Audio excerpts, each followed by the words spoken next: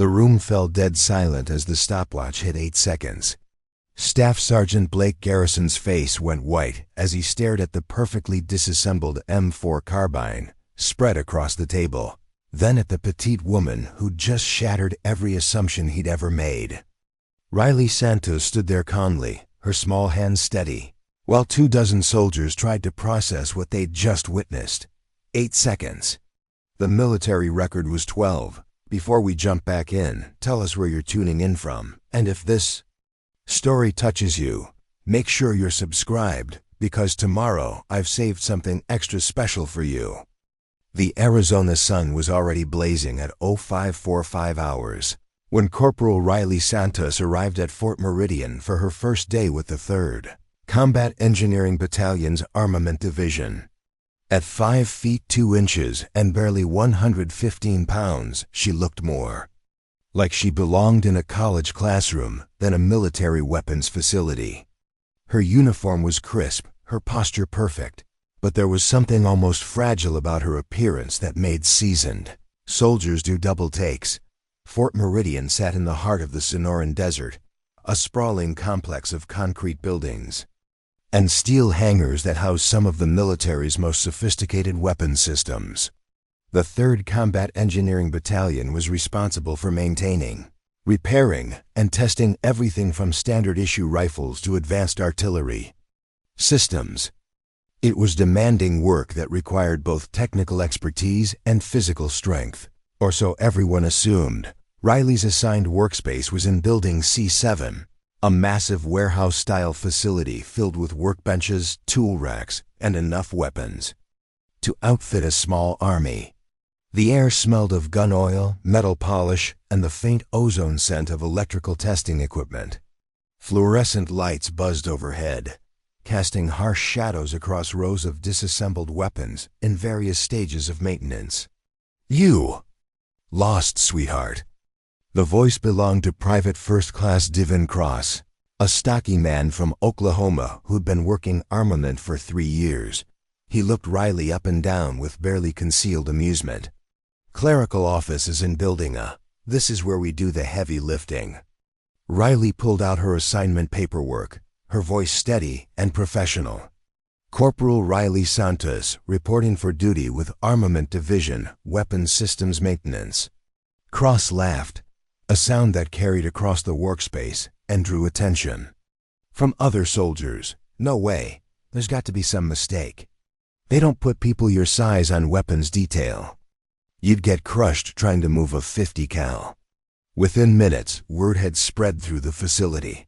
The new arrival was a novelty, a tiny woman assigned to do a job that most people assumed required significant physical presence. Soldiers found excuses to walk past her assigned workstation, stealing glances and whispering among themselves.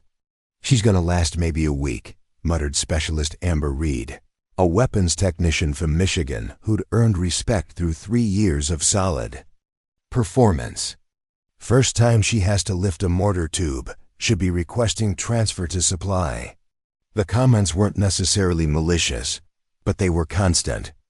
Every conversation seemed to circle back to Riley's size, her suitability for the role, and betting pools on how long she'd last. Some soldiers were more direct in their skepticism. "Look, nothing personal," said Private Marcus Webb during the lunch break, "but this job requires muscle. When we're in the field and something breaks down, we need people who can handle heavy equipment under pressure. It's not about being mean, it's about reality."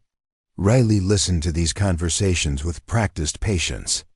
She'd heard variations of the same theme throughout her military career. Her assignment to Fort Meridian wasn't her first posting, but it was her first time working in such a specialized weapons facility. Each previous assignment had started the same way: doubt, assumptions, and the slow process of proving herself through competence rather than appearances. What none of her new colleagues knew was that Riley's small stature had never been a limitation. Growing up in rural Montana, she'd been raised by her father, Miguel Santos, a master gunsmith who'd spent 30 years perfecting weapons for competitive shooters and military contractors. By age 12, Riley could field strip a hunting rifle blindfolded. By 16, she was helping her father build custom weapons that sold for thousands of dollars to collectors worldwide. Her hands, which looked delicate to her new colleagues, had been shaped by years of precision work. They possessed the kind of muscle memory that came from performing the same complex movements thousands of times. Every spring, every pin, every component of dozens of different weapon systems was as familiar to her as the keys on a piano were to a concert musician, but Riley had learned long ago that explaining her background often made things worse. People either didn't believe her, or they assumed she was boasting. Better to let her work speak for itself, even if that meant enduring weeks or months of assumptions and gentle condescension. Staff Sergeant Blake Garrison commanded the Armament Division with the swagger of a man who'd built his reputation on intimidation. Standing 6 feet 4 inches and weighing nearly 250 pounds, he looked like he could bench press a howitzer. His office walls were covered with photos from his deployments, commendations, and a collection of challenge coins that spoke to 2 decades of military service. When Riley reported to his office for initial processing, Garrison barely looked up from his paperwork. "Santos, right? Let me be clear about something from the start. This isn't a place for people who need special treatment. We don't lower standards, we don't make accommodations, and we don't have time for anyone who can't pull their weight. You understand me?" "Yes." "Staff Sergeant, good. Cross will show you the basics. Try not to hurt yourself lifting anything too heavy." He dismissed her with a wave, already turning his attention back to his computer screen. The dismissal stung, but Riley had experienced worse. What bothered her wasn't the lack of welcome, it was the assumption that she needed to be managed differently than any other soldier. She'd spent years proving that competence had nothing to do with physical size, but apparently she'd need to prove it again. Her first assignment was routine, maintenance on a batch of M4 carbines that had returned from a training exercise. Standard procedure involved complete disassembly, cleaning, inspection, and reassembly. It was the kind of work that separated genuine weapons technicians from soldiers who'd simply memorized the basics. Riley approached the first rifle with the methodical precision her father had taught her. But as she began her work, she noticed several colleagues watching from nearby workstations. Their observation felt more like surveillance than curiosity, as if they were waiting for her to make a mistake that would confirm their assumptions.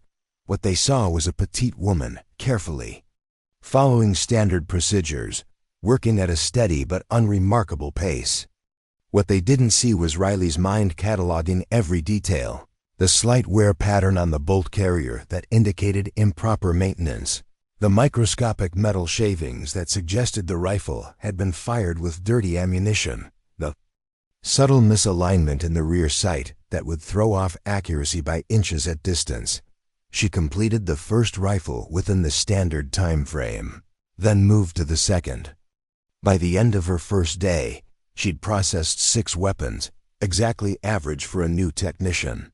Nothing spectacular, nothing that would change anyone's opinion of her capabilities. But Riley wasn't trying to impress anyone yet. She was learning the rhythm of the facility, understanding the personalities involved, and getting a feel for the standards expected. Her father had taught her that rushing to prove yourself often led to mistakes that took months to overcome. Better to establish competence first, then demonstrate excellence when it mattered. As she cleaned her workstation at the end of the day, Riley could hear whispered conversations around her. "She seems okay, I guess. Nothing special," but she didn't embarrass herself. "Give it time. Wait until we get something that requires real technical skill." Still thinks she's in the wrong job. But at least she's not complaining. Riley smiled to herself as she locked her tools away. Tomorrow would bring new challenges, new opportunities to slowly chip away at their assumptions. She'd done this dance before, and she knew how it ended. The only question was how long it would take and what would finally trigger the moment when everyone realized they'd been underestimating her. Outside, the desert evening was already cooling, and the lights of Fort Meridian stretched across the base like a small city. Riley walked to her quarters thinking about her father's workshop back in Montana, where the only thing that mattered was the quality of your work and the precision of your hands. Soon enough, her new colleagues would learn that lesson too. By the end of Riley's first week at Fort Meridian, the novelty of having a petite woman in the Armament division had worn off, replaced by a more systematic form of skepticism. What had started as curious glances and whispered comments had evolved into open jokes and casual dismissal. The soldiers weren't trying to be cruel, they simply couldn't reconcile Riley's appearance with their mental image of what a weapons technician should look like. Staff Sergeant Garrison seemed to take particular pleasure in highlighting the perceived mismatch. During morning formations, he'd assign tasks with pointed commentary that made everyone uncomfortable except him. "Santos, I need you to handle the light maintenance today," he'd announce, emphasizing the word light with a smirk. "Can't have you straining yourself with anything too demanding. Cross, you take the heavy weapon systems." The implication was clear to everyone within earshot.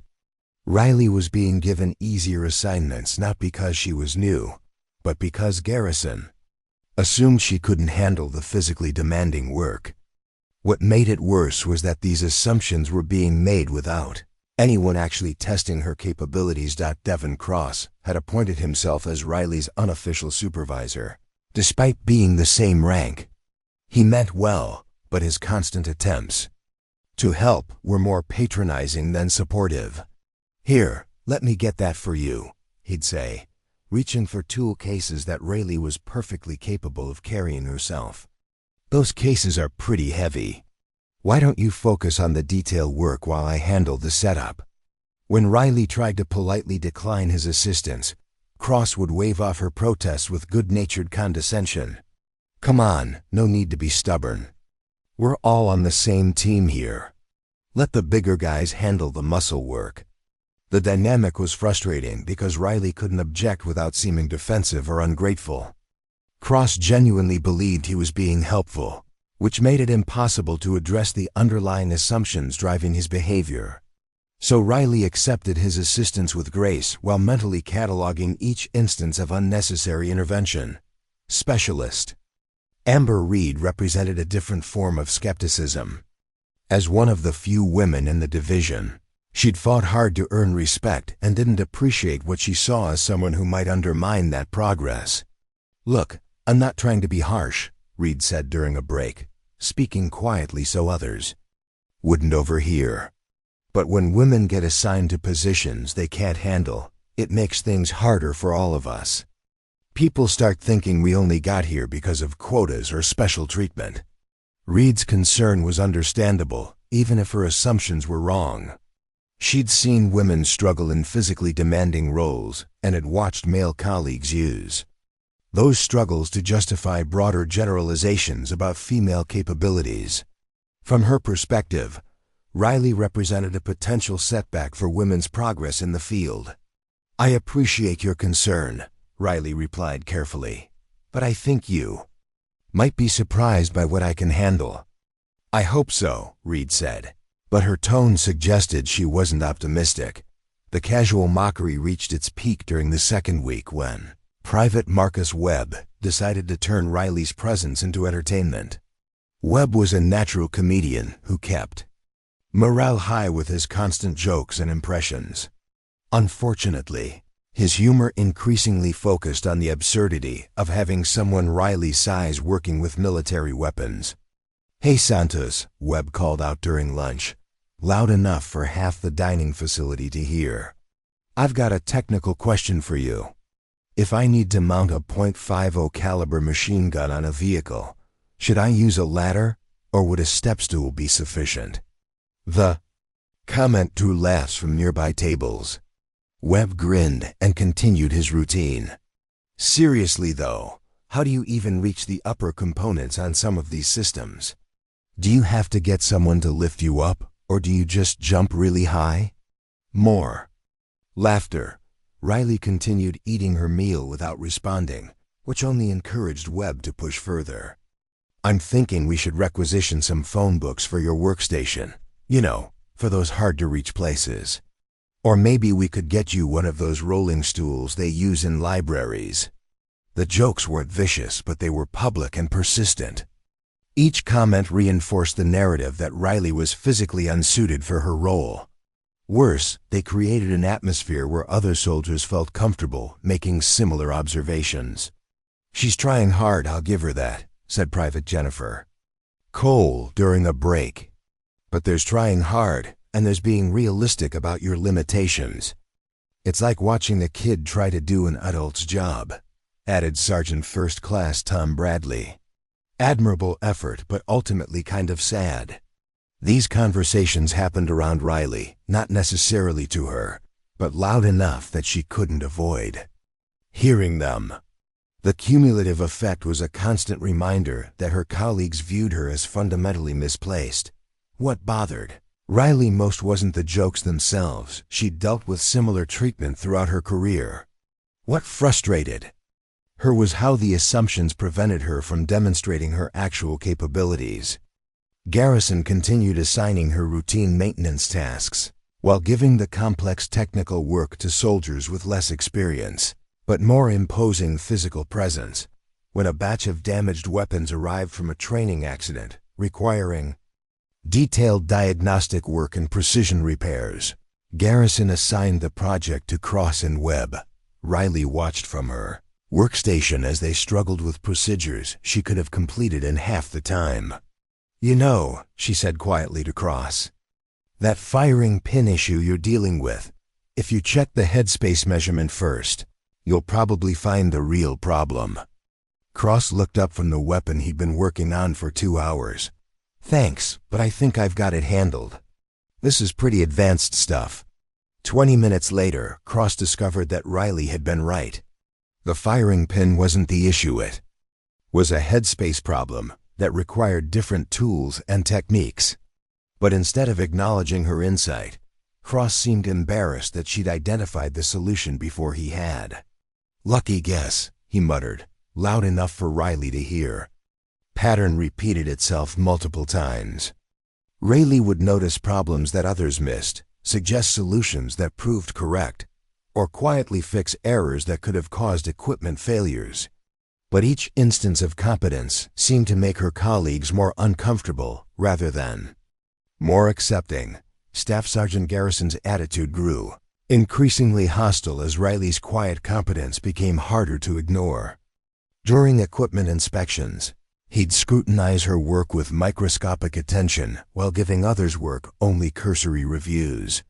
"Santos, this cleaning job doesn't meet standards," he'd announce, finding fault with work that was obviously superior to what others had produced. "I want you to start over, and this time pay attention to detail." When Riley would respectfully point out that her work exceeded the required specifications, Garrison would bristle. "Are you questioning my assessment, Corporal?" "No, Staff Sergeant. I'm just trying to understand the standards you'd like me to meet. The standard is perfection. And if you can't handle that expectation, maybe you should consider a transfer to a position more suited to your ... capabilities." The threat was subtle but unmistakable. Garrison was using his authority to create a hostile environment, hoping that Riley would request a transfer rather than continue fighting for acceptance. It was a classic intimidation tactic, designed to push out anyone who didn't fit his narrow vision of what a weapons technician should look like. But Riley had encountered similar tactics before and had learned that backing down only reinforced the behavior.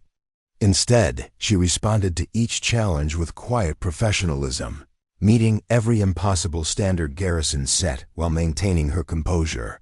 What Garrison didn't realize was that his increasing hostility was being noticed by others in the division.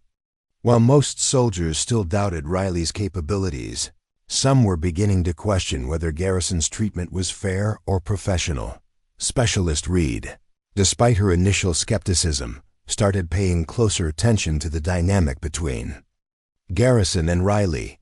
During one particularly harsh inspection, Reed watched Garrison reject work that was clearly superior to anything she'd seen produced in the facility. "That's strange," Reed mentioned to Cross after Garrison had left. "Her work looked perfect to me." "Better than perfect, actually." Cross shrugged, uncomfortable with the observation. "Garrison knows what he's doing. He's got standards." But Reed wasn't convinced.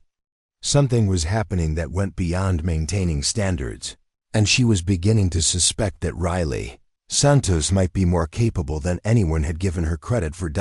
As Riley cleaned her workstation at the end of another difficult day, she reflected on her father's advice about patience and persistence. Miguel Santos had taught her that respect couldn't be demanded. It had to be earned through consistent demonstration of competence. But he'd also taught her that some situations required more dramatic proof than others. Riley was beginning to suspect that Fort Meridian might be one of those situations. The question was what form that proof would take, and whether her colleagues would be ready to accept what they saw when it finally came. 3 weeks into her assignment at Fort Meridian, Riley Santos had settled into a routine that balanced professional competence with strategic invisibility.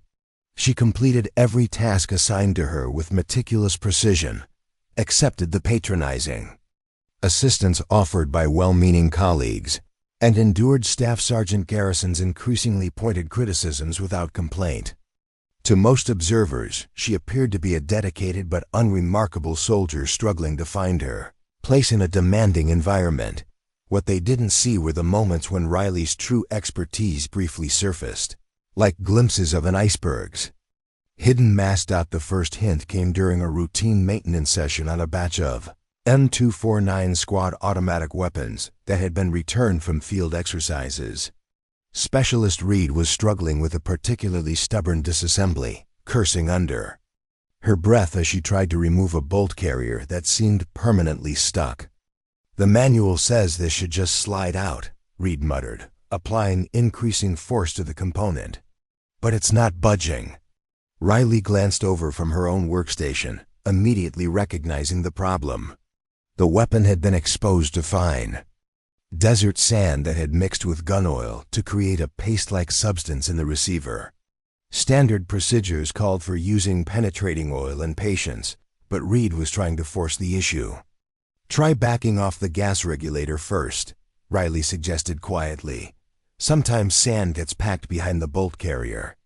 If you relieve the pressure, it'll come free easier." Reed paused, looking skeptical. "The manual doesn't mention anything about the gas regulator for this procedure." "No, but if you think about the physics of how the system works, the gas pressure can create hydraulic lock when there's contamination," Riley explained, then immediately regretted the technical detail. In her response, Reed stared at her for a moment. "How do you know about hydraulic lock in weapon systems?" Riley felt several pairs of eyes turning toward their conversation. "Just something I picked up somewhere," she said, returning to her own work. But Reed followed Riley's suggestion, and the bolt carrier slid out smoothly once the gas pressure was relieved. The repair that had been frustrating her for an hour was completed in 5 minutes. "That was actually pretty impressive," Reed admitted. "Where did you learn that technique?" "Experience," Riley replied, offering no additional details. The second incident occurred a few days later when Private Webb was examining a rifle that had been flagged for accuracy problems. The weapon was consistently shooting high and to the right, despite multiple attempts to zero the sights. "This thing is driving me crazy," Webb complained to Cross. "I've adjusted the sights 3 times, and it's still pulling shots. Must be a manufacturing defect." Riley overheard the conversation while organizing tool inventories nearby. She'd seen the problem before, a subtle but consistent pattern that indicated a specific type of mechanical issue. "Could be the barrel extension," she mentioned casually, not looking up from her clipboard. Webb looked over, surprised. "The barrel extension? What about it?" "If it's not properly torqued to the receiver, it can cause consistent directional pull. The symptoms you're describing: high and right grouping that doesn't respond to sight. Adjustments, that's classic loose barrel. Extension. Webb exchanged glances with Cross. The diagnosis was specific and technical, far beyond what they'd expect from routine maintenance training. How would you check for that? Cross asked. Riley set down her clipboard and walked over to examine the weapon.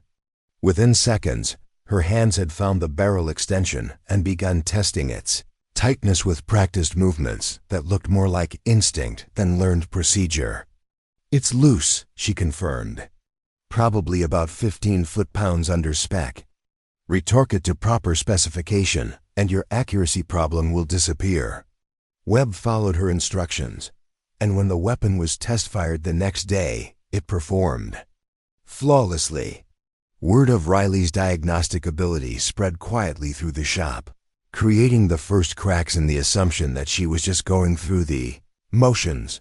The most significant incident occurred during Riley's 4th week when Sergeant First Class Bradley brought in a custom sniper rifle that belonged to the base's competitive shooting team. The weapon was expensive, precision-built, and completely non-functional due to a mysterious malfunction that had stumped 2 previous technicians. "Thing won't cycle properly," Bradley explained to Garrison. "Fires fine, but won't extract the spent case. We've had Martinez and Johnson both look at it, and they can't figure out what's wrong." Garrison examined the rifle with a reverence due to a precision instrument worth more than most soldiers' annual salary. "This is delicate work. I'll handle it personally." For 2 days, Garrison worked on the rifle during every spare moment, consulting technical manuals and consulting with other experienced technicians. The weapon continued to malfunction, and his frustration became increasingly obvious to everyone in the shop. Riley watched the process from her workstation, diagnosing the problem within the first hour of observation. But she'd learned to be cautious about offering unsolicited advice, especially to Garrison. Better to wait for an appropriate moment or let him ask for help. That moment came when Garrison, in a fit of frustration, announced to the entire shop that the rifle might need to be sent to the manufacturer for factory repair, a process that would take weeks and cost thousands of dollars. "Actually," Riley said quietly, "it might be simpler than that." The shop fell silent. Garrison slowly turned to stare at her, his expression dangerous. "Excuse me, Corporal." Riley felt the weight of everyone's attention, but she'd committed herself to the moment. "The extraction problem. It looks like an extractor spring tension issue combined with improper headspace. If the chamber dimensions are slightly off spec, and the extractor isn't maintaining proper tension, you get exactly the symptoms you're seeing." Garrison's face reddened. "Are you suggesting that 2 experienced technicians, and I missed something that obvious?" "I'm suggesting that sometimes a fresh perspective can identify problems that others miss," Riley replied diplomatically. "And what makes you think you have the expertise to diagnose precision rifle malfunctions?" It was a reasonable question that Riley couldn't answer without revealing far more about her background than she was ready to share. "I'd be happy to take a look if you'd like. No harm in having another set of eyes on the problem." Garrison was clearly torn between anger at the implied criticism and desperation to solve a problem that was making him look incompetent in front of his subordinates. "Fine," he said finally. "But when you can't fix it either, I don't want to hear any more suggestions from the peanut gallery." Riley approached the rifle with the careful respect due to a precision instrument.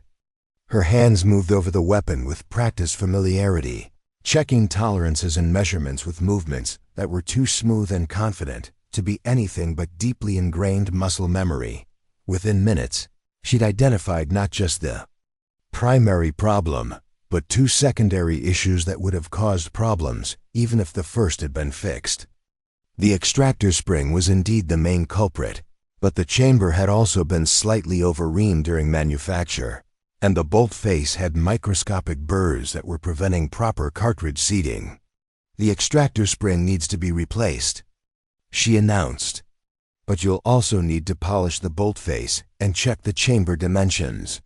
The manufacturer probably missed the tolerance issue during quality control. Working with tools that felt like extensions of her hands, Riley made the necessary adjustments. Her movements were economical, precise, and demonstrated a level of technical knowledge that couldn't be faked or learned from manuals alone. When she test-cycled the action, the rifle functioned flawlessly. Every spent case extracted cleanly. The bolt locked properly, and the trigger broke with the crisp precision that marked a truly tuned precision instrument. The silence in the shop was deafening. Garrison stared at the rifle as if it had just performed magic. Cross and Webb exchanged glances that spoke to a fundamental reassessment of their assumptions. Reed watched Rayleigh with newfound respect and growing curiosity. "How did you ... Garrison started, then stopped, apparently unsure how to finish the question. "Lucky guess," Riley said, echoing Cross's earlier dismissal of her insights. She handed the rifle back to Bradley and returned to her workstation, leaving behind a shop full of soldiers who were beginning to suspect that they'd been fundamentally wrong about their newest colleague. But instead of leading to immediate acceptance, Riley's demonstration of expertise seemed to make some people more uncomfortable. If she was capable of solving problems that stumped experienced technicians, what else had they missed about her? And more unsettling, what did her ability to remain humble in the face of their dismissal say about their own behavior? As word of the rifle repair spread beyond the armament division, Riley found herself facing a new kind of scrutiny. People were beginning to ask questions about her background, her training, and how a soldier they'd assumed was struggling had just demonstrated master-level technical skills. The answers to those questions would prove more surprising than anyone at Fort Meridian was prepared to handle. The precision rifle repair that had saved the base thousands of dollars and weeks of downtime should have been a turning point in how Riley Santos was perceived at Fort Meridian.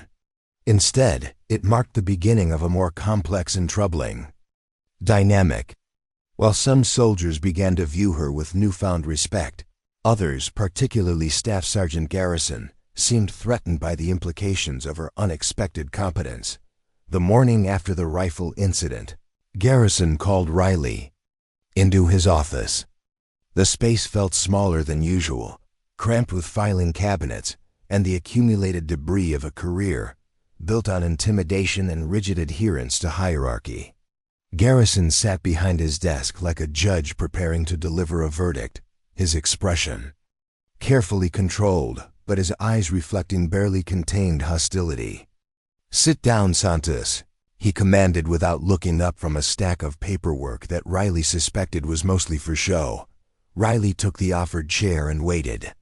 She'd learned that with men like Garrison, the best strategy was to let them reveal their intentions rather than try to anticipate them. "That was quite a performance yesterday," Garrison said finally, his tone suggesting that performance was exactly what he considered it. "Impressive technical display.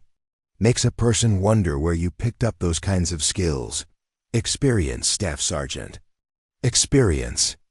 Garrison repeated the word as if it tasted unpleasant. "What kind of experience does a corporal have with precision rifle systems that qualified technicians with years of training somehow missed?" It was a fair question that Riley couldn't answer honestly without revealing details about her background that she preferred to keep private. Her father's workshop in Montana had been more than just a gunsmith's business. It had been a laboratory where military contractors tested experimental modifications and where competitive shooters brought their most challenging technical problems. By the time Riley was 18, she'd worked on weapon systems that most military technicians would never encounter in their entire careers. "I've always been interested in how things work," she said, which was true if incomplete.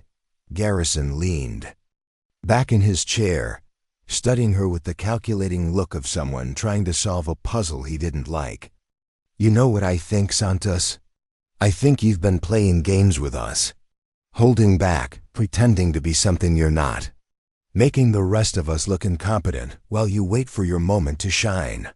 The accusation was so far from the truth that Riley almost laughed. She'd been doing exactly the opposite, trying to blend in, avoid attention, and serve quietly without creating the kind of drama that seemed to follow displays of unexpected competence. That wasn't my intention. Staff Sergeant, wasn't it? Garrison's voice carried the dangerous edge that subordinates learn to recognize as a warning. Because from where I sit, it looks like you've been making fools of experienced soldiers while pretending to be just another technician. That's not teamwork, Santos. That's arrogance.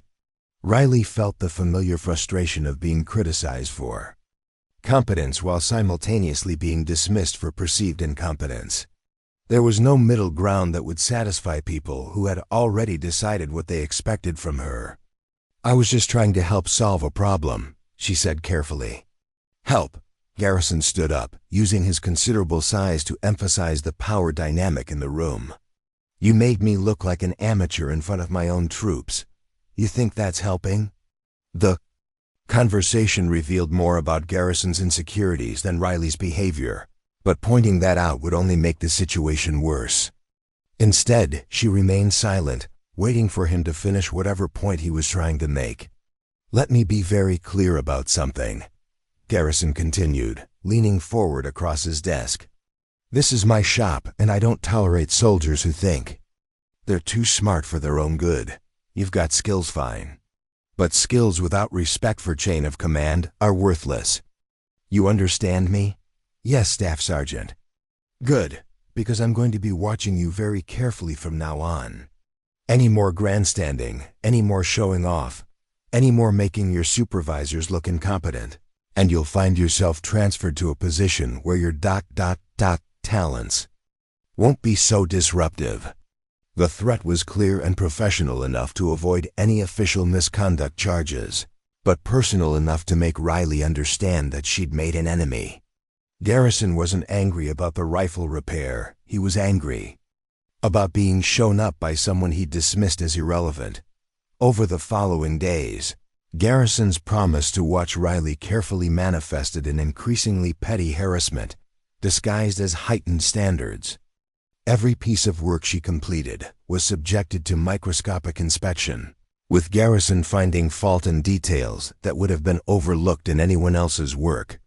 This cleaning job is sloppy, he'd announce, examining a rifle that was spotless. By any reasonable standard, I can see residue in the chamber that you missed. When Riley would respectfully point out that the weapon exceeded specification requirements, Garrison would respond with escalating demands. Specification is the minimum standard, Santos. I expect excellence. Do it again. The pattern became predictable and exhausting. Work that took other soldiers 2 hours was taking Riley 4 hours because she had to redo everything multiple times to satisfy Garrison's arbitrary requirements. Other soldiers began to notice the disparity, creating an atmosphere of uncomfortable tension in the shop. Private Webb, who had initially been one of Riley's most vocal skeptics, started to feel uncomfortable with what he was witnessing. This is getting weird, he mentioned quietly to Cross during a break. She fixed that rifle problem that stumped everyone, and now Garrison's treating her like she's completely incompetent. Cross shifted uncomfortably. Maybe he's just maintaining standards. Come on, man. You've seen her work. It's better than anything the rest of us produce. This isn't about standards. The observation forced Cross to confront something he'd been trying to ignore. Riley's technical competence had become undeniable, but instead of earning her respect, it seemed to have painted a target on her back. The cognitive dissonance was troubling for soldiers who'd been taught that merit was supposed to be rewarded, not punished. Specialist Reed was experiencing her own internal conflict. As one of the few women in the division, she'd initially been skeptical of Riley's assignment, worried that any failure would reflect poorly on all female soldiers. But watching Garrison's systematic harassment of someone who was clearly competent challenged her assumptions about merit and fairness. You know, Reed said to Riley during lunch, What happened with that rifle was pretty impressive. I couldn't have diagnosed that problem. Riley appreciated the acknowledgement, but was wary of any conversation that might draw more attention to her capabilities. Just got lucky, I guess. That wasn't luck, Reed said firmly. That was knowledge, real knowledge. Where did you learn to work on precision systems like that? It was the same question everyone was asking, and Riley still couldn't answer it. Honestly, without revealing more about her background than she was comfortable sharing. Her father's reputation in the gunsmithing community would have answered all their questions, but it would also have raised new ones about why someone with her expertise was working as a junior technician at Fort Meridian. Family business, she said finally, which was true as far as it went. Reed studied her face, clearly sensing there was more to the story. Well, whatever your background, you shouldn't have to put up with what Garrison's doing. That's not professional supervision, that's harassment. The comment was the first direct acknowledgement from a colleague that Garrison's behavior was inappropriate. It should have been validating, but instead it made Riley worry that the situation was becoming more visible than she'd hoped. That afternoon, Garrison found a new way to escalate his campaign of harassment.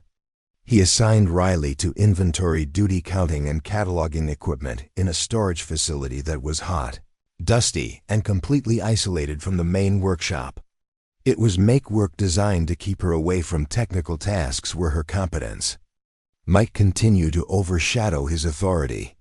Santos, I need a complete count of everything in Storage Building D, he announced with obvious satisfaction. Every weapon, every part, every tool. I want detailed condition reports on each item. Storage Building D contained thousands of individual components, many of which were obsolete parts that hadn't been touched in years. The assignment would take weeks to complete properly and would effectively remove Riley from any meaningful work. Staff Sergeant, Specialist Reed spoke up. Don't we need Santos here? We've got that batch of weapons from the 82nd coming in tomorrow. Garrison's expression darkened at the implied criticism. Are you questioning my assignment decisions, Specialist? Reed realized she'd overstepped and quickly backed down. No, Staff Sergeant. Just wanted to make sure we had adequate staffing. We'll manage fine without Santos. She's got more important work to do in storage. As Riley gathered her equipment for the inventory assignment, she caught Reed's apologetic look. The gesture was appreciated, but it also confirmed what Riley had suspected. The situation was escalating beyond simple personality conflicts into something that could affect other soldiers who tried to support her. Walking across the base towards Storage Building D, Riley reflected on how quickly things had deteriorated. A month ago, she'd been invisible and underestimated. Now she was visible and targeted, which somehow felt worse. The isolation assignment wasn't just punishment, it was Garrison's way of ensuring that her technical skills wouldn't continue to embarrass him in front of his subordinates.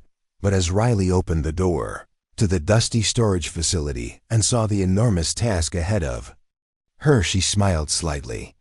Garrison thought he was punishing her, but he'd actually given her something she'd been lacking since arriving at Fort Meridian: time and privacy, to think without constant observation. Sometimes the best strategies emerged from the worst circumstances. As Riley began the tedious process of cataloging obsolete weapons parts, she started planning for whatever would come next. Because one thing had become clear: this situation couldn't continue indefinitely. Eventually, something would force a resolution, and she wanted to be ready when that moment arrived.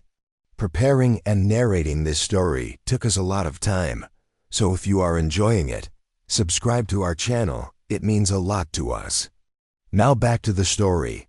Riley had been working in the isolation of Storage Building D for nearly 2 weeks when the announcement came that would change everything at Fort Meridian. Major Linda Blackwood, the battalion commander, had received word that General Robert Steele Harrison would be visiting the base for an inspection and demonstration of the 3rd Combat Engineering Battalion's capabilities. General Harrison was A legend in military circles, a career soldier who'd earned his nickname during the Operation Crimson Dawn campaign, where his tactical innovations had saved hundreds of lives in impossible circumstances. His visits weren't social calls. They were intensive evaluations that could make or break careers and determine future funding for entire programs. The news spread through Fort Meridian like wildfire, creating the kind of frantic preparation that preceded any high-level inspection. But this visit would include something unprecedented, a technical demonstration designed to showcase the advanced weapons maintenance capabilities that justified the base's substantial budget allocation. Staff Sergeant Garrison received the news. During a morning briefing with Major Blackwood, and for the first time in his career, he felt genuine panic. The demonstration would require his team to perform complex technical procedures under the scrutiny of one of the military's most respected leaders. Everything would need to be perfect. "I want our best technicians handling the demonstration," Major Blackwood explained. "This is our opportunity to show General Harrison what this battalion can accomplish. Failure is not an option." Garrison nodded confidently, but internally he was calculating which of his soldiers could be trusted with such high-stakes performance. Cross was reliable but limited in technical scope. Webb was enthusiastic but prone to mistakes under pressure. Reed had good skills but lacked the depth of experience for truly complex work. As he mentally reviewed his available personnel, Garrison experienced the uncomfortable realization that his most technically skilled soldier was currently relegated to inventory duty in a storage building, banished there because her competence had threatened his authority. The demonstration requirements were demanding. General Harrison wanted to see advanced diagnostic procedures, precision assembly and disassembly of complex weapon systems, and field repair techniques that could be performed under combat conditions. The kind of technical exhibition that required not just training but genuine expertise. That evening, Garrison sat in his office reviewing personnel files and trying to convince himself that his regular team could handle the pressure. But every scenario he ran through ended with potential embarrassment in front of a general whose opinion could determine the future of the entire program. Cross knocked on his door, breaking his concentration. "Staff Sergeant, about the demonstration. Next week, are you sure we're ready for this?" The question confirmed Garrison's worst fears. If Cross was expressing doubt, the situation was even worse than he'd thought. "What are you worried about?" Garrison asked, though he suspected he already knew the answer. "Some of those procedures they want us to demonstrate, they're pretty advanced. And with Santos stuck in inventory duty, we're down our most technical person." There it was, the acknowledgement that Garrison had been trying to avoid. Cross had just stated what everyone in the shop knew but hadn't dared to say. Riley Santos was their most technically capable soldier, and she was currently being wasted on busy work because of Garrison's personal grievances. "Santos isn't our most technical person," Garrison said reflexively. "She's just good at showing off." Cross looked uncomfortable with the denial. "Staff Sergeant, she diagnosed that rifle problem that stumped all of us. And I've watched her work. She knows things that aren't in any manual I've ever seen." The conversation forced Garrison to confront the reality he'd been trying to ignore. His campaign of harassment had been based on wounded pride, not professional assessment. And now that pride was threatening to derail a demonstration that could affect his entire career. "I'll handle the assignments," Garrison said dismissively. "We'll be fine." But as Cross left his office, Garrison knew they wouldn't be fine. The demonstration was in 5 days, and he had serious doubts about his team's ability to perform at the level General Harrison would expect. Meanwhile, Riley was working her way through crates of obsolete equipment in Storage Building D, cataloging parts and components that hadn't seen daylight in years. The work was mind-numbing, but it had given her time to think about her situation and plan for an uncertain future. She'd heard about the upcoming inspection through the base grapevine news. That significant traveled fast in a military community. The details about technical demonstrations had reached her through Specialist Reed, who'd made a point of visiting the storage facility to keep Riley informed about developments in the main shop. They're really stressed about this demonstration, Reed had explained during one of her visits. The general wants to see advanced procedures that, honestly, I'm not sure we can handle without you. Riley appreciated Reed's growing support, but she was careful not to express any opinions about the demonstration or her exclusion from it. Getting involved in workplace politics would only make her situation worse. I'm sure they'll do fine, Riley had said diplomatically. Will they, though? Reed pressed. Some of those procedures require the kind of expertise you demonstrated with that precision rifle. Cross and Webb are good soldiers, but they're not at that level. The observation was accurate but dangerous. Riley couldn't afford to seem eager. To rejoin the team, especially when doing so, would require Garrison to admit that his harassment campaign had been counterproductive. 2 days before the demonstration, the situation reached a crisis point. During a practice session, Cross struggled with a complex disassembly procedure that was supposed to be a centerpiece of the exhibition. The weapon system was an advanced variant that required precise sequencing and specialized techniques, exactly the kind of technical challenge that separated genuine expertise from basic competence. After 3 failed attempts, Cross was sweating and frustrated. Webb tried to help, but his unfamiliarity with the system only made things worse. By the end of the practice session, it was clear that they weren't prepared for the level of performance General Harrison would expect. Major Blackwood observed the final practice session and wasn't pleased with what she saw. Staff Sergeant Garrison, she said after the struggling soldiers had been dismissed, I need to ask you directly, is this team ready for the demonstration? Garrison felt his career hanging in balance. We'll be ready, ma'am. Just need a little more practice. Major Blackwood studied his face with the penetrating gaze of an officer who'd learned to read subordinates. I've been hearing interesting things about your personnel assignments, specifically about a technician who's currently on inventory duty despite apparently having advanced technical skills. The comment hit Garrison like a physical blow. Word of Riley's competence had reached the battalion level, along with questions about why she wasn't being utilized effectively. Corporal Santos is handling important inventory work, Garrison said carefully. Is she now? Major Blackwood's tone suggested she wasn't buying the explanation. Because what I'm hearing is that she's the most technically skilled person in your shop, and you've got her counting parts while your team struggles with procedures she could probably teach. Garrison realized that his personal conflict with Riley had created a professional crisis that was now threatening to explode at the worst possible moment. In 2 days, General Harrison would arrive expecting to see Fort Meridian's best capabilities, and Garrison's pride had ensured they wouldn't be able to deliver.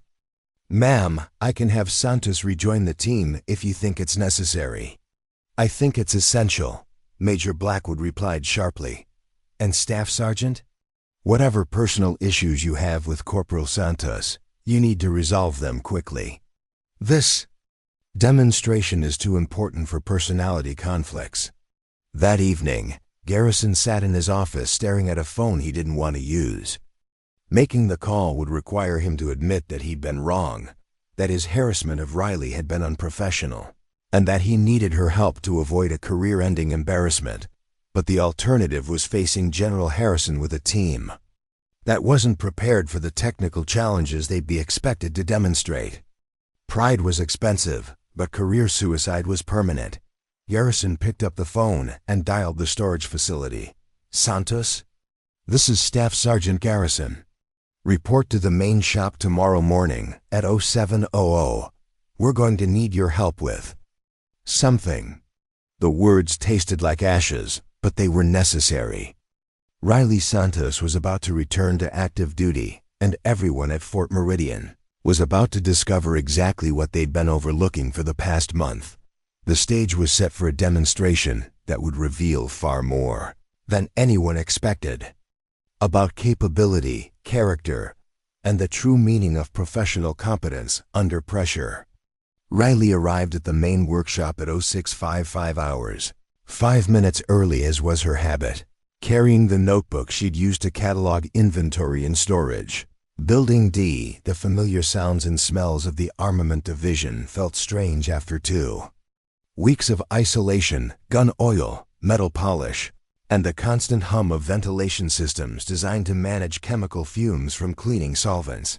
Staff Sergeant Garrison was already there, pacing nervously near the workbenches where Cross and Webb were setting up equipment for another practice session. His usual confident swagger had been replaced by the tense energy of someone facing a challenge that exceeded his comfort zone. "Santos," Garrison called out as she entered, his tone carefully neutral. "Thanks for coming in early." Riley nodded, professionally, noting the absence of his usual hostility. Something had changed during her time in storage, and she suspected it had to do with the upcoming inspection that had everyone on edge. "Staff Sergeant, how can I help?" Garrison gestured toward the complex weapon systems laid out on the demonstration tables. "We've got General Harrison visiting tomorrow for a technical exhibition. Command wants to showcase our advanced maintenance capabilities, and we need to ensure everything goes smoothly." Riley examined the equipment, several variants of standard military weapons, plus some specialized systems she recognized as recent modifications. The kind of technical challenge that required not just manual dexterity, but deep understanding of mechanical principles and precision engineering. "What specific procedures will you be demonstrating?" she asked. Cross answered before Garrison could respond. "Advanced diagnostic protocols, field repair techniques, and precision disassembly under time constraints. Some of it's pretty complex stuff." Webb nodded agreement, his usual humor replaced by obvious anxiety. "We've been practicing, but some of these procedures are trickier than they look in the manuals." Riley could see the problem immediately. The weapon systems on the demonstration tables included several that required techniques her father had taught her, modifications and variants that weren't covered in standard military training programs. Without proper understanding of the underlying engineering principles, these systems could be dangerous to work on and impossible to service effectively. "Have you worked with these specific variants before?" Riley asked, indicating an advanced M4 carbine that had been modified with a proprietary gas system. "That's actually one we've been struggling with," Cross admitted. "The disassembly sequence isn't like the standard model, and we can't seem to get it right consistently." Riley approached the weapon and immediately recognized the problem. The modification used a self-regulating gas system that required a specific sequence of operations to safely disassemble. One wrong move could damage expensive components, or worse, create a dangerous situation if the weapon retained gas pressure. "Mind if I take a look?" she asked. Garrison hesitated, clearly torn between his personal pride and professional necessity. "Go ahead, but remember, this is just familiarization. The actual demonstration tomorrow will be performed by the assigned team." Riley nodded and began examining the weapon with the methodical precision that had become her trademark. Within moments, her hands found the subtle differences that distinguish this variant from standard models: a modified gas block, an altered trigger group, and a bolt carrier with proprietary timing. "The key is releasing the gas pressure before attempting disassembly," she explained as she worked. "This system maintains higher operating pressure than standard models, so you need to cycle the action 3 times with the gas regulator set to minimum position." As she demonstrated the technique, her movements had the fluid confidence of someone who'd performed these operations hundreds of times. Each step flowed naturally into the next, with no wasted motion or uncertainty about proper sequencing. "Now, the bolt carrier will slide out easily," she continued, demonstrating the technique. "But notice that the firing pin has a different retention system than standard models. You need to rotate it 15 degrees counterclockwise before it will release. Cross and Webb watched intently as Riley completed the disassembly in less than 2 minutes, a process that had been taking them 15 minutes and multiple attempts. "How did you know about the gas pressure issue?" Webb asked. "That's not mentioned in any of the documentation we've seen." Riley reassembled the weapon with the same fluid efficiency, checking each component as she worked. Experience with similar systems. Once you understand the engineering principles, these modifications become more predictable. Specialist Reed had arrived during the demonstration and watched from a nearby workstation. "That was incredible," she said. "You made it look effortless." "Practice," Riley replied, though everyone in the room knew they'd witnessed something far beyond normal practice levels. Garrison watched the entire demonstration with growing realization that his personal conflict with Riley had created a professional crisis. Tomorrow, General Harrison would expect to see Fort Meridian's best capabilities, and it was becoming clear that their best capability had been relegated to inventory duty because of his wounded pride. Major Blackwood chose that moment to enter the workshop for a pre-inspection briefing. She surveyed the equipment setup and the assembled personnel, her expression reflecting the serious nature of tomorrow's evaluation. "How are we looking for tomorrow's demonstration?" she asked Garrison. "We're making good progress, ma'am. The team is getting familiar with the procedures." Major Blackwood noticed Riley standing near the advanced weapons systems and approached her directly. "Corporal Santos, I understand you've been reassigned from inventory duty to assist with tomorrow's demonstration." "Yes, ma'am. I'm here to help however I can. I've been hearing interesting things about your technical abilities. Care to give me a preview of what we can expect tomorrow?" Riley glanced at Garrison, who nodded reluctantly. This was his moment to either acknowledge her capabilities or continue the charade that had gotten them into this situation. "Ma'am, the demonstration will include advanced diagnostic procedures and precision maintenance techniques," Riley said diplomatically. "I believe the team is well prepared to showcase Fort Meridian's capabilities." Major Blackwood studied Riley's face, then looked at the weapon system she'd been working on. "I'm told these particular variants can be challenging. Have you worked with similar systems before?" "Yes, ma'am. I'm familiar with the technical requirements." "Demonstrate." The command was direct and non-negotiable. Major Blackwood wanted to see capabilities, not hear about them. Riley approached the most complex weapon system on the table, a precision rifle that had been modified with experimental components. This wasn't just advanced maintenance. This was the kind of technical challenge that separated genuine expertise from textbook knowledge. "This system incorporates several non-standard modifications," Riley explained as she began working. "The trigger mechanism has been modified for competition use. The barrel has a proprietary twist rate, and the action has been glass-bedded with compound that requires specific handling procedures." Her hands moved over the weapon with practiced confidence, identifying and addressing each technical challenge as if it were routine maintenance. Within 5 minutes, she'd completely disassembled the rifle, explained each modification and its implications, and reassembled everything to perfect functional specification. Major Blackwood watched the entire process with the intense focus of someone evaluating capabilities that could affect mission outcomes. When Riley finished, the Major's expression had shifted from professional assessment to genuine impressed surprise. "That was exceptional work, Corporal. Where did you develop that level of expertise?" Riley felt the familiar discomfort of questions about her background that she couldn't answer completely. "Family background in precision mechanics, ma'am, combined with military training." "Family background." Major Blackwood repeated the phrase thoughtfully. "Well, whatever your background, it's exactly what we need for tomorrow's demonstration. Staff Sergeant Garrison, I want Corporal Santos taking the lead on the technical portions of tomorrow's exhibition." Garrison's face went through several expressions as he processed the implications.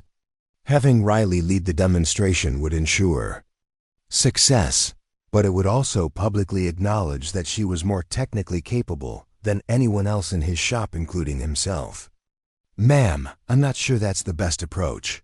Santos hasn't been part of the team preparation, and Staff Sergeant," Major Blackwood interrupted, her tone carrying unmistakable authority. "General Harrison is coming here to evaluate our capabilities, not our egos. I want our best people demonstrating our best work. Are you telling me that Corporal Santos isn't one of our best people?" The question hung in the air like a challenge. Garrison could continue his personal campaign against Riley and risk professional embarrassment, or he could acknowledge reality and give Fort Meridian its best chance for a successful demonstration. "No, ma'am, Santos is extremely capable." "Then it's settled. Tomorrow's demonstration will feature Corporal Santos performing the advanced technical procedures. I want this to be a showcase that reflects well on the entire battalion." As Major Blackwood left the workshop, silence settled over the assembled soldiers. The dynamics had shifted dramatically. Riley was no longer the underestimated equipment technician struggling for acceptance. She was now the featured performer in a demonstration that could determine the future of the entire program. But with that opportunity came enormous pressure. General Harrison wasn't coming to see competent maintenance work. He was expecting to see capabilities that justified Fort Meridian's substantial budget and advanced mission assignments. Tomorrow, Riley Santos would have to prove that she belonged, not just in the Armament Division, but at the very highest levels of military technical expertise. The question was whether a demonstration of her skills would finally earn the recognition she deserved, or whether success would create new challenges she hadn't anticipated. As the workshop began preparing for the most important day in its recent history, everyone understood that tomorrow would change everything at Fort Meridian. The only question was what those changes would look like when the dust settled. The morning of General Harrison's visit dawned clear and still, with the kind of perfect weather that made Fort Meridian look like a recruiting poster. By 0600 hours, the Armament Division workshop had been transformed into a demonstration facility that sparkled with military precision. Every surface gleamed, every tool was positioned exactly, and every weapon system was prepared for flawless operation. Riley arrived 30 minutes early, as was her habit for important events. She'd spent the previous evening reviewing technical specifications and mentally rehearsing the procedures she'd be demonstrating. The familiar weight of responsibility settled on her shoulders, not just the weight of her own performance, but the knowledge that Fort Meridian's reputation would be riding on her technical expertise. Staff Sergeant Garrison was already present, his nervous energy filling the workshop like static electricity. The man who'd spent weeks undermining Riley's confidence was now depending on her competence to save his career. The irony wasn't lost on either of them, though neither mentioned it directly. "Santos," Garrison said as she began her pre-demonstration equipment check, "I want you to know that I appreciate your professionalism through all of this." It was as close to an apology as he was capable of offering, and Riley accepted it in the spirit it was intended. "We're all here to serve the mission, Staff Sergeant." By 0800 hours, the demonstration area was filled with personnel. Major Blackwood had arrived with her staff, followed by representatives from other battalions who'd come to observe Fort Meridian's showcase. The atmosphere was tense with anticipation and the knowledge that careers were on the line. At 0847 hours, the convoy arrived. General Robert Steele. Harrison stepped out of the lead vehicle with the bearing of a man who'd spent decades making life-and-death decisions under impossible pressure. At 62, he moved with the controlled energy of someone half his age, his eyes immediately scanning the demonstration setup with professional assessment. Riley had read about General Harrison's legendary career, but seeing him in person was different. This was the officer who'd revolutionized combat engineering during Operation Crimson Dawn, who'd saved hundreds of lives through tactical innovations that had become standard military doctrine. His presence transformed the routine inspection into something approaching a historical moment. "General Harrison," Major Blackwood said, stepping forward to begin the formal briefing, "welcome to Fort Meridian. We're honored to demonstrate the advanced technical capabilities of our 3rd Combat Engineering Battalion." Harrison nodded acknowledgement, but his attention was already focused on the weapon systems arranged for demonstration. "I'm particularly interested in seeing how your personnel handle complex maintenance procedures under pressure. Real-world conditions don't allow for textbook timing." The comment sent a ripple of tension through the assembled soldiers. Everyone understood that this wouldn't be a gentle demonstration of routine procedures. Harrison wanted to see capabilities that would translate to combat effectiveness. "We've prepared several scenarios that showcase our advanced technical expertise," Major Blackwood continued. "Corporal Santos will be leading the demonstration." Harrison's eyes found Riley, taking in her small stature and youthful appearance, with the quick assessment of someone accustomed to evaluating personnel. "Corporal Santos, what's your background with these systems?" Riley felt the weight of everyone's attention as she responded. "Extensive experience with precision weapon systems, sir. Both standard military variants and specialized modifications." "Show me." The command was simple and direct. No elaborate introduction, no explanation of procedures. Harrison wanted to see competence demonstrated, not described. Riley approached the demonstration table where the most complex weapon system waited, the modified precision rifle that had challenged multiple technicians. This was the moment she'd been preparing for, consciously or unconsciously, throughout her entire career. This system incorporates several non-standard modifications that require specialized handling. She began, her voice carrying the confident calm that came from absolute certainty about her abilities. "The demonstration will include complete disassembly, component analysis, and precision reassembly under time constraints." Harrison checked his watch. "How long do you estimate for complete disassembly?" Riley examined the weapon one final time, mentally reviewing the sequence of operations required. "Standard procedure calls for 12 to 15 minutes, sir. I can complete it in 8 seconds." The declaration hit the assembled group like a physical shock. Murmurs rippled through the crowd as soldiers processed what they'd just heard. 8 seconds for a procedure that typically took trained technicians quarter of an hour. Garrison's face went white. Cross and Webb exchanged glances that spoke to sudden realization of exactly who they'd been working alongside. Even Major Blackwood looked surprised by the boldness of Riley's claim. General Harrison's expression didn't change, but something shifted in his eyes, the look of someone who'd just encountered something genuinely unexpected. 8 seconds, he repeated. "That would be a military record by a significant margin." "Yes, sir. Demonstrate." Riley positioned herself at the demonstration table, her hands moving to the rifle with practiced familiarity. The workshop fell completely silent except for the hum of ventilation systems and the distant sounds of base operations. She closed her eyes for a moment, centering herself the way her father had taught her years ago in the Montana mountains. When she opened them, her hands began moving with fluid precision that looked more like choreographed performance than mechanical procedure. Her fingers found each component with unerring accuracy, releasing catches and disengaging systems in a sequence that flowed like water. The bolt carrier slid free, followed by the firing pin assembly, trigger group, and barrel components in perfect succession. Each movement was economical, purposeful, and blindingly fast. General Harrison's stopwatch showed 7.8 seconds. When Riley stepped back from the completely disassembled weapon, the silence that followed was deafening. Seasoned soldiers stared at the perfectly arranged components spread across the demonstration table, then at the petite woman who just shattered every assumption they'd made about technical capability and human performance. 7.8 seconds, Harrison announced, his voice carrying the authority of someone confirming a significant achievement. "That's not just a base record, that's a military record for this weapon system." Riley stood at attention, waiting for the next instruction.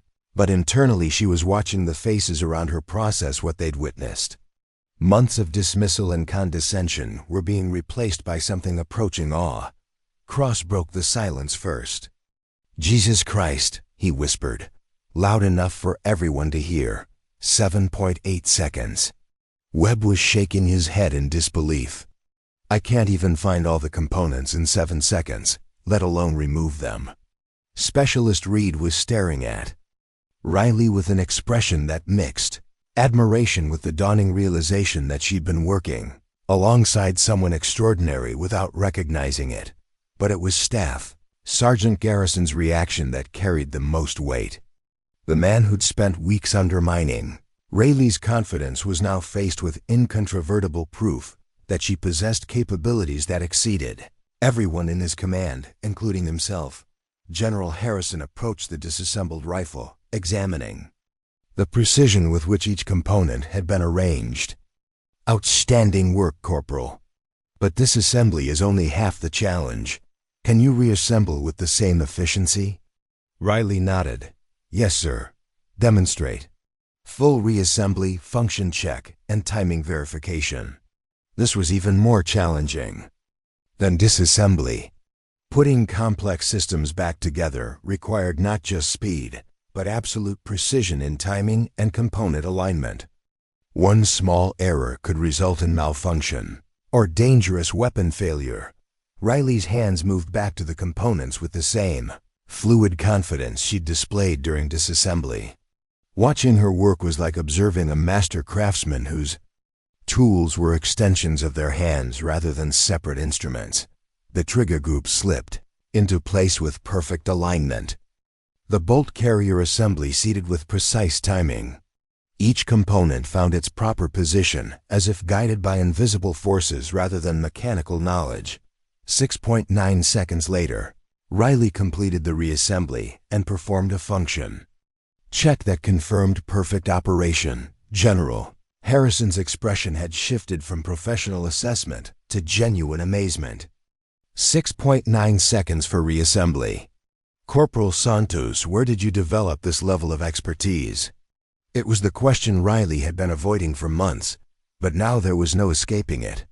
With the eyes of Fort Meridian's leadership focused on her, she had to provide an answer that would satisfy their curiosity without revealing details she preferred to keep private. "My father was a master gunsmith, sir. I grew up working on precision weapon systems." The explanation was true, but incomplete. Miguel Santos hadn't just been a gunsmith. He'd been one of the most respected precision weapon specialists in the country, with government contracts and military consulting work that had given Riley access to systems most soldiers would never encounter. General Harrison nodded slowly. "That explains the technique, but not the speed. What you just demonstrated requires years of intensive practice beyond normal apprenticeship." Riley felt the weight of continued scrutiny, but she also sensed that her demonstration had fundamentally changed how everyone viewed her capabilities. "I've been working with these systems since I was 12, sir. My father believed in training to exceed standard requirements." The answer satisfied Harrison's immediate curiosity, but Riley could see that he was filing away details for future consideration. This wasn't a man who missed important information or forgot exceptional personnel. "Ladies and gentlemen," Harrison announced to the assembled group, "what you've just witnessed represents the highest level of technical proficiency I've encountered in 35 years of military service. Corporal Santos has just demonstrated capabilities that exceed the standards we use to evaluate our most elite technical specialists." The praise should have felt validating, but Riley was already thinking about what would come next. Exceptional performance created expectations and opportunities that could be as challenging as they were rewarding. As the formal demonstration continued with other personnel showcasing their capabilities, Riley noticed the changed dynamic in how everyone treated her. The casual dismissal and patronizing assistance had been replaced by respectful attention and genuine interest in her opinions, but perhaps most significantly, she saw Staff Sergeant Garrison approaching with an expression that mixed professional respect with personal humiliation. The man who'd spent weeks questioning her competence was about to confront the reality that she was more technically capable than anyone in his command. The 8-second demonstration had changed everything at Fort Meridian. The question now was what those changes would mean for Riley's future, and whether she was prepared for the opportunities and challenges that would inevitably follow. The formal demonstration continued for another hour, but everyone present understood that nothing could match what they'd already witnessed. Other soldiers performed competently, showcasing skills that would have been impressive under normal circumstances. But in the shadow of Riley's record-breaking performance, even excellent work seemed routine. General Harrison moved through the remaining demonstrations with professional attention, offering appropriate praise and asking technical questions that revealed his deep understanding of weapon systems and maintenance procedures. But Riley noticed that his eyes kept returning to her, the calculating look of someone trying to solve a puzzle that didn't fit standard patterns. When the formal demonstration concluded, Major Blackwood gathered the key personnel for a debriefing session in the battalion conference room. Riley found herself seated at a table with officers whose rank significantly exceeded her own, a position that would have been unthinkable just hours earlier. "Outstanding work today," Major Blackwood began. "General Harrison was clearly impressed with our capabilities, particularly the technical demonstration by Corporal Santos." General Harrison leaned forward, his attention focused entirely on Riley. "Corporal, I need to ask you some direct questions about your background. The skill level you demonstrated isn't something that develops through routine military training, even with family experience in gunsmithing." Riley felt the familiar tension. That came with questions about her past. "Sir, I've had extensive experience with precision weapon systems since childhood." "That's not what I'm asking," Harrison said gently but firmly. "Your technique showed familiarity with modifications and variants that aren't available to civilian gunsmiths. Some of those procedures are classified at levels that require special clearance." The observation was accurate and troubling. Riley had indeed recognized systems that incorporated classified modifications, and her handling of them had revealed knowledge that went beyond what her official record should have allowed. Staff Sergeant Garrison, who had remained silent during the initial exchange, now spoke up with obvious confusion. "Sir, Corporal Santos's file shows standard technical training. Nothing that would account for the expertise we saw today." Harrison turned to Major Blackwood. "I'd like to review Corporal Santos's complete service record, including any classified portions." "Of course, sir. I'll have it pulled immediately." As the meeting continued with discussions of base capabilities and future training programs, Riley felt increasing anxiety about the scrutiny her performance had attracted. She'd spent months trying to remain invisible, and now she'd become the focus of attention from people with the authority to access records she'd hoped would remain buried. 30 minutes later, a clerk arrived with a comprehensive file that was thicker than the standard personnel jacket Riley had expected. General Harrison reviewed the contents with the methodical attention of someone accustomed to evaluating classified information. "Interesting," he said after several minutes of reading. "Very interesting indeed." Major Blackwood looked curious. "Sir?" Harrison closed the file and looked directly at Riley. "Corporal Santos, it appears your service record contains some information that wasn't available to your current command. Would you care to explain your connection to the operation Crimson Dawn Technical Support Team?" The question hit Riley like a physical blow. Operation Crimson Dawn was the classified mission that had made Harrison's reputation, but it had also been the assignment that changed her life in ways she'd never fully discussed with anyone. The room fell silent as everyone processed the implications of Harrison's question. Operation Crimson Dawn had been one of the most dangerous and successful missions in recent military history. And suddenly Riley's extraordinary skills made sense in a completely different context. "Sir," Riley said carefully, "I was part of the technical support team that maintained weapon systems during Crimson Dawn operations." "Part of the team?" Harrison's eyebrows raised slightly. "According to this record, you were the lead technical specialist responsible for maintaining and modifying weapon systems under combat conditions. You were also credited with developing field modifications that increased weapon reliability by 37%.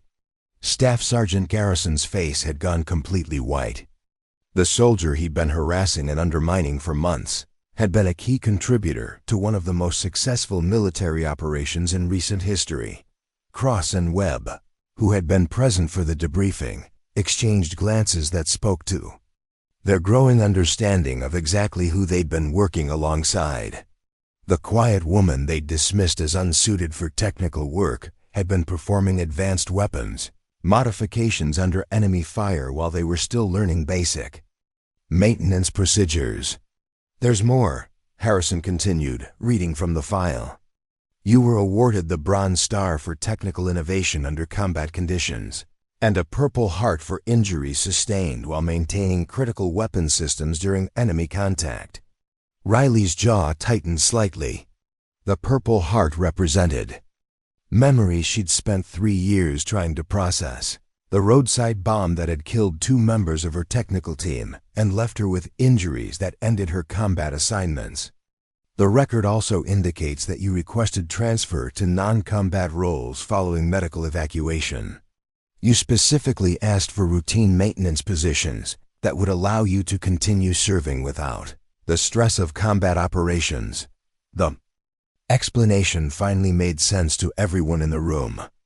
Riley hadn't been assigned to Fort Meridian because she lacked qualifications she'd been assigned.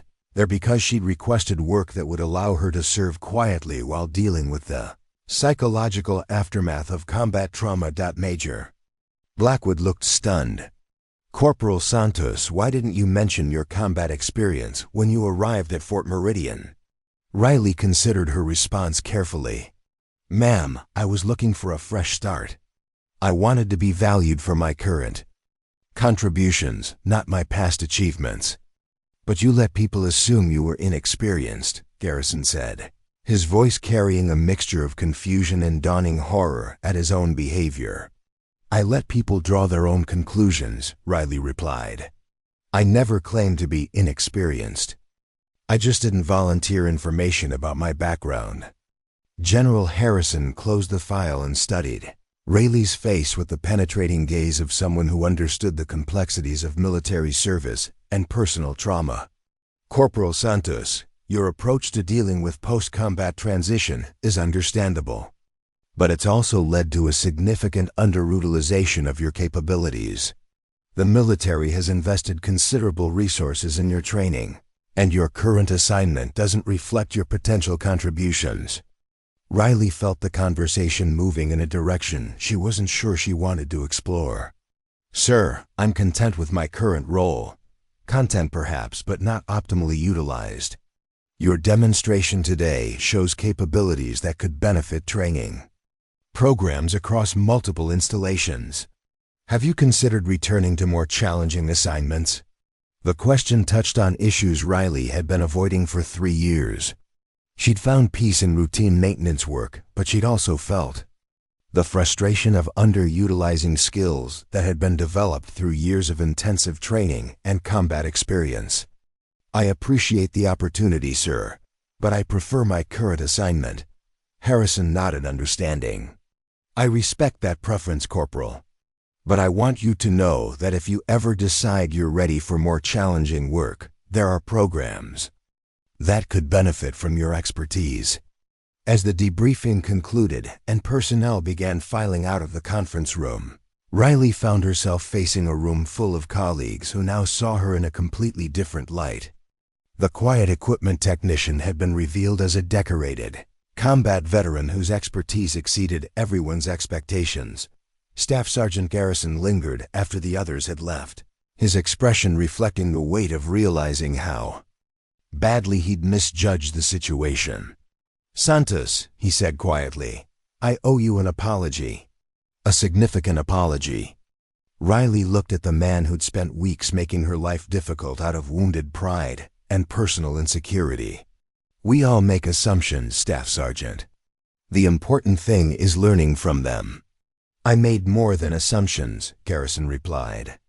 "I let my ego interfere with my professional judgment, and I treated a decorated combat veteran like she was an incompetent burden. That's not just wrong. It's a failure of leadership that could have affected mission readiness." The admission took courage, and Riley appreciated the honesty, even though it couldn't undo weeks of harassment and professional undermining. "What matters now is how we move forward," she said. Garrison nodded, but his expression suggested he understood. That moving forward would require him to fundamentally change how he evaluated personnel and managed his command responsibilities. As Riley left the conference room and walked back toward the workshop, she reflected on how dramatically her situation had changed in a single day. The demonstration that was supposed to showcase Fort Meridian's capabilities had instead revealed the hidden expertise of a soldier who'd been overlooked and underestimated by everyone around her. But with revelation came new challenges. Her anonymity was gone, replaced by recognition that would inevitably lead to new expectations and opportunities she wasn't sure she was ready to handle. The 8-second demonstration had changed everything.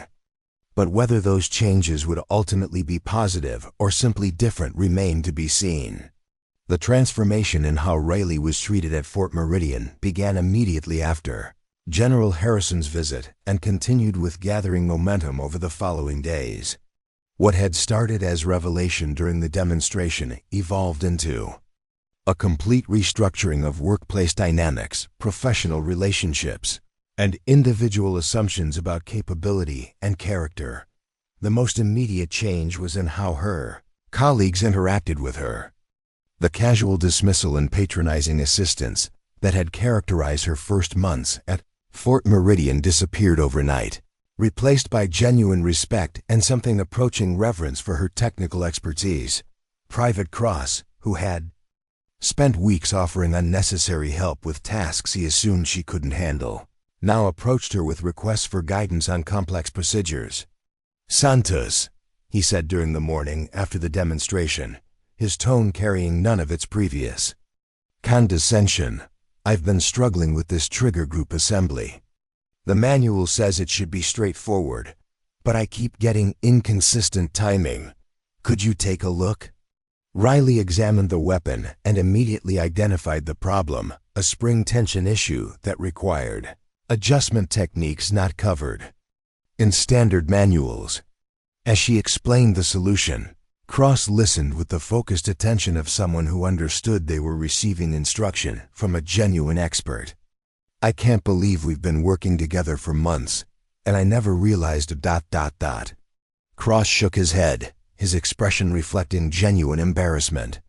"I've been treating you like you were learning the basics when you could probably teach advanced courses on this stuff." "Everyone makes assumptions," Riley replied diplomatically. "The important thing is being willing to learn when new information becomes available." But Cross wasn't satisfied with diplomatic responses. "No, it's more than assumptions. I was arrogant and dismissive, and I let your size influence my judgment about your capabilities. That's not just wrong, it's the kind of thinking that undermines unit effectiveness." Similar conversations were happening throughout the armament division as soldiers confronted their own biases and reconsidered months of interactions they now understood in a completely different context. Private Webb, whose jokes about Riley's size had provided entertainment for other soldiers, found her during lunch to offer a personal apology that went beyond professional courtesy. "Santos, I need to say something, and I hope you'll hear me out," he began, his usual humor replaced by serious reflection. "My jokes about your size weren't just unprofessional, they were cruel. And knowing what I know now about your background and your service, I'm ashamed of how I acted." Riley appreciated the sincerity of his apology, but she was more interested in understanding how the experience had affected his thinking. "What matters is what you've learned from this situation." "I've learned that I let stereotypes override evidence," Webb replied. "You were demonstrating expertise constantly, and instead of recognizing it, I dismissed it because it didn't fit my preconceptions about what a weapons expert should look like." The conversation represented more than personal apology. It reflected a broader recognition that competence couldn't be assessed through appearance or initial assumptions. Specialist Reed's response was perhaps the most complex, as she grappled with her own conflicted feelings about Riley's revelation. As one of the few women in the Armament Division, Reed had initially worried that Riley's assignment might reflect poorly on female soldiers if she struggled with the technical demands. "I owe you an apology for doubting your capabilities," Reed said during a private conversation. "But I also want to thank you for proving that women can excel in this field at the highest levels. Your demonstration showed abilities that exceed anything I've seen from any soldier, male or female." Riley understood the broader implications of Reed's comments. Her success had implications beyond personal recognition. It had challenged assumptions about gender and capability that affected all women in technical military roles. "The goal was never to prove anything about women," Riley replied. "It was just to do my job well." "That's exactly what makes it so powerful," Reed responded. "You didn't demand recognition or make speeches about capability. You just performed at a level that made denial impossible." Perhaps the most significant change was in Staff Sergeant Garrison's behavior and command approach. The man who had spent weeks undermining Riley's confidence was now dealing with the professional and personal consequences of his systematic harassment of a decorated combat veteran. Garrison's immediate response had been to request a private meeting with Major Blackwood to discuss his handling of the situation and accept responsibility for his failures in judgment and leadership. "Ma'am, I need to address my treatment of Corporal Santos," he told Major Blackwood during their meeting. "My behavior was unprofessional, counterproductive, and potentially harmful to unit morale and mission effectiveness." Major Blackwood had reviewed reports of Garrison's harassment campaign and was not pleased with what she'd discovered. "Staff Sergeant, explain to me how a decorated combat veteran ended up being treated like an incompetent burden in your command." "Ma'am, I let personal pride interfere with professional judgment. When Santos demonstrated expertise that exceeded my own, I felt threatened rather than recognizing an asset. My response was to undermine her rather than utilize her capabilities effectively." The admission reflected a level of self-awareness that was necessary for any hope of professional recovery. But Major Blackwood wasn't satisfied with acknowledgement alone. "Your behavior affected not just Corporal Santos, but the entire unit's effectiveness. We've been underutilizing one of our most capable technicians because of your personal insecurities. That's a leadership failure with mission implications." Garrison accepted the criticism and requested opportunity to make amends through changed behavior rather than just words. His subsequent interactions with Riley reflected genuine respect and professional acknowledgement of her superior technical expertise. The changes extended beyond personal relationships to formal recognition of Riley's capabilities.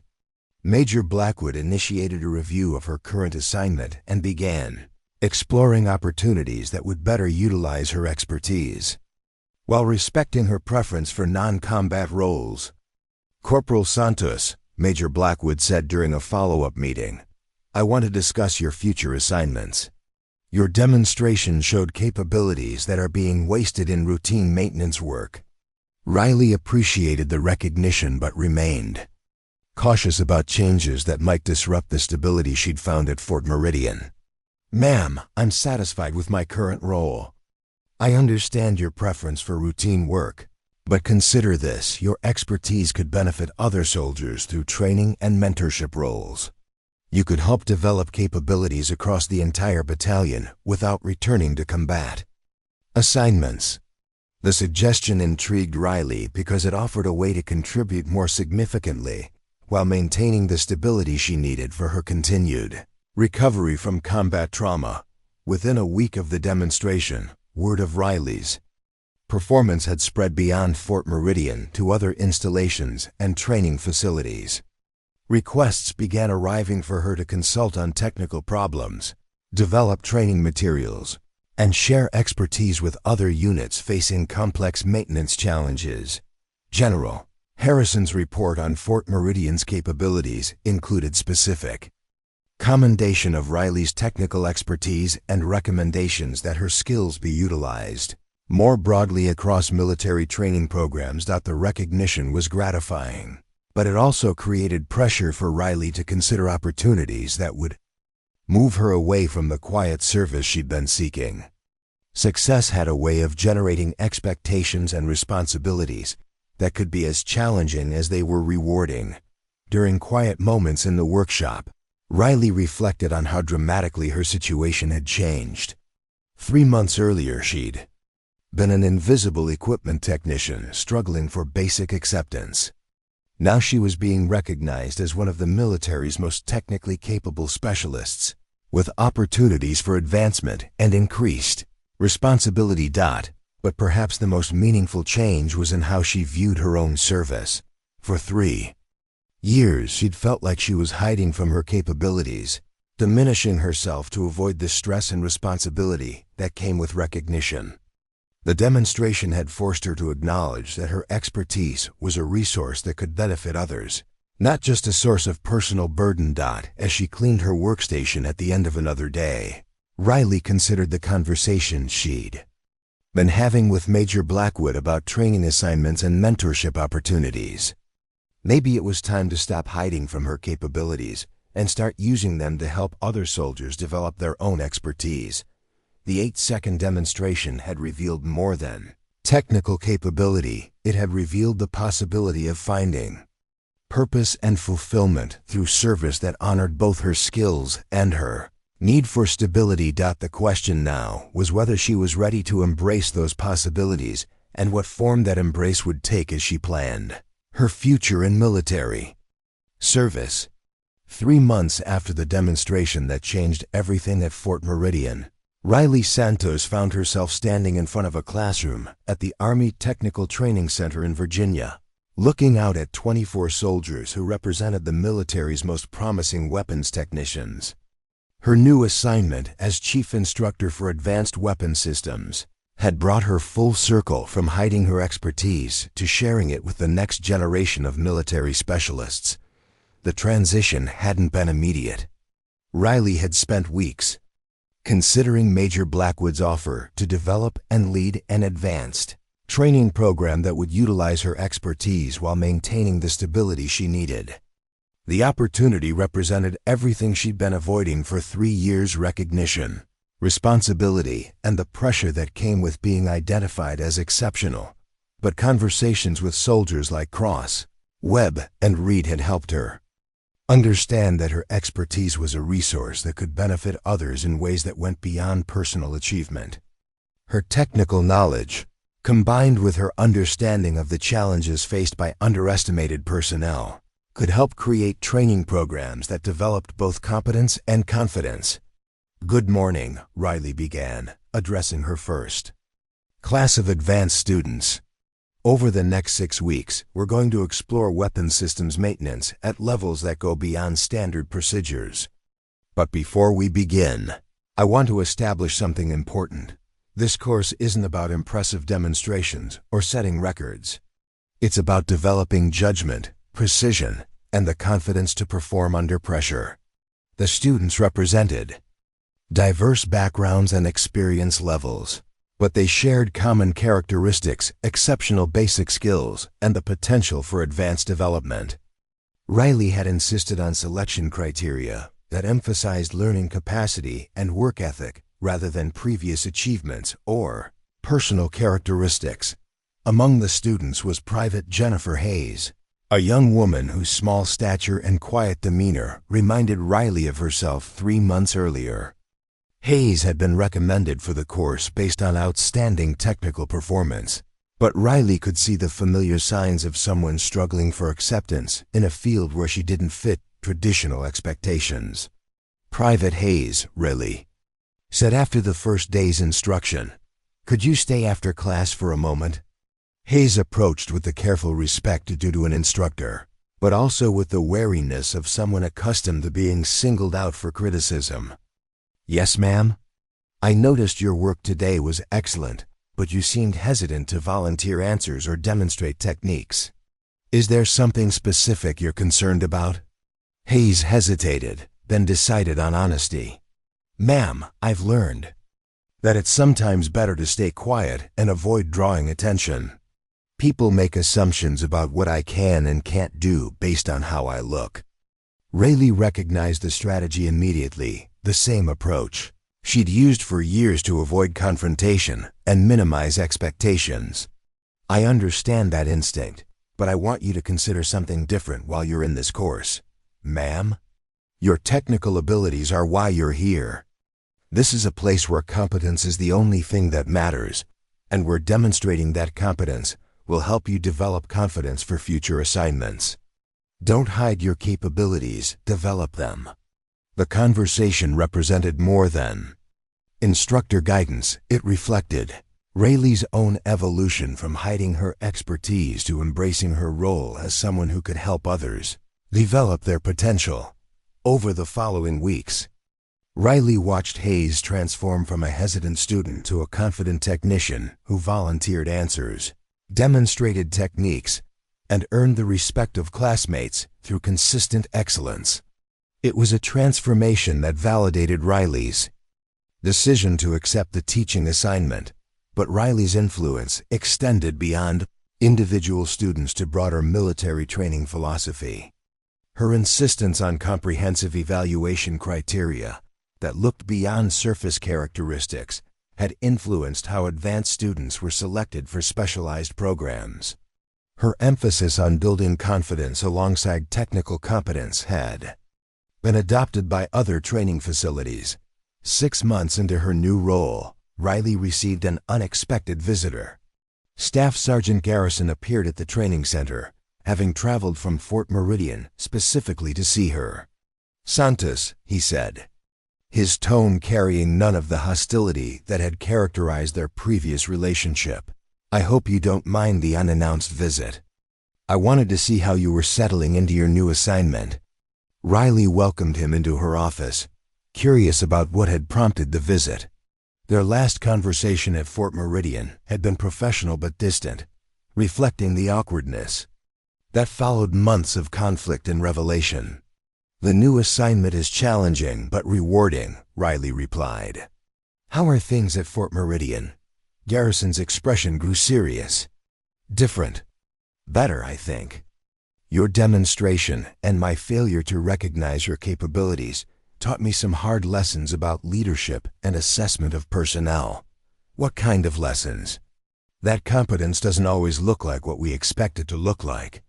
That the quietest person in the room might be the most knowledgeable. That my job as a leader is to identify and develop capabilities, not to protect my ego from being challenged by superior expertise." The admission reflected genuine growth and self-awareness that Riley hadn't expected from their previous interactions. "More importantly," Garrison continued, "I've changed how I evaluate and assign personnel. I look for performance and potential rather than making assumptions based on appearance or initial impressions. The Armament Division is more effective now because I'm utilizing people's actual capabilities instead of my perceptions of their limitations." Riley appreciated the acknowledgement, but she was more interested in the practical implications. "How has that affected unit performance?" "Significantly improved. We're identifying expertise we were missing, developing capabilities we were underutilizing, and creating an environment where people feel comfortable demonstrating their abilities. Your example and my mistakes changed how we operate." The conversation confirmed something Riley had suspected, that the changes at Fort Meridian extended beyond personal relationships to fundamental improvements in how the unit identified and developed talent. As Garrison prepared to leave, he made one final comment that surprised Riley with its personal nature. "Santos, I want you to know that working with you, even though I handled it badly, was one of the most important experiences of my career. You taught me that leadership means recognizing excellence wherever it appears, not just where we expect to find it." After Garrison left, Riley reflected on how dramatically both their situations had changed. The man who had once harassed her for her perceived inadequacies was now implementing leadership practices based on lessons learned from those failures. The woman who had hidden her expertise was now developing training programs that helped others embrace their capabilities. A year after the 8-second demonstration that changed everything, Riley's influence had spread throughout military training programs. Her emphasis on comprehensive evaluation, confidence building, and recognizing expertise in unexpected places had been adopted by multiple installations. Soldiers who completed her advanced programs were performing at levels that exceeded traditional expectations and demonstrating the kind of adaptability that modern military operations required. But perhaps the most meaningful measure of her impact was visible in students like Jennifer Hayes, who had completed the advanced program and was now serving as a technical specialist with a special operations unit. Hayes had sent Riley a letter describing how the confidence developed during training had enabled her to perform complex modifications under combat conditions, potentially saving lives through technical expertise applied under pressure. "Ma'am," Hayes had written, "the most important thing you taught me wasn't any specific technical procedure. It was that my capabilities were resources to be developed and shared, not limitations to be hidden. That lesson has shaped everything about how I approach my service." As Riley prepared for another day of instruction, she considered how far she'd traveled from the isolated equipment technician who'd arrived at Fort Meridian seeking anonymity and routine work. The journey had been difficult, but it had led to a role that honored both her expertise and her need for meaningful service. The 8-second demonstration had revealed more than technical capability. It had revealed the possibility of transforming personal struggle into service that benefited others. Riley had learned that true strength came not from hiding your abilities, but from using them to help others discover and develop their own potential. Standing in front of her classroom, looking out at soldiers who would carry forward the lessons they learned and apply them throughout their careers, Riley understood that some achievements measured their value not in seconds, but in the lasting impact they created in the lives of others.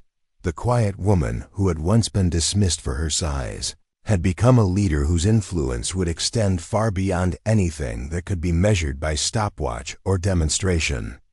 And perhaps most importantly, she had found a way to serve that honored both her past struggles and her future possibilities. Excellence, she had learned, wasn't just about individual achievement. It was about using your capabilities to help others discover their own potential for greatness. The real measure of the 8-second demonstration wasn't the record it set, but the lives it changed and the future it helped create. Up next, you've got 2 more standout stories right on your screen. If this one hit the mark, you won't want to pass these up. Just click and check them out. And don't forget to subscribe and turn on the notification bell so you don't miss any upload from us.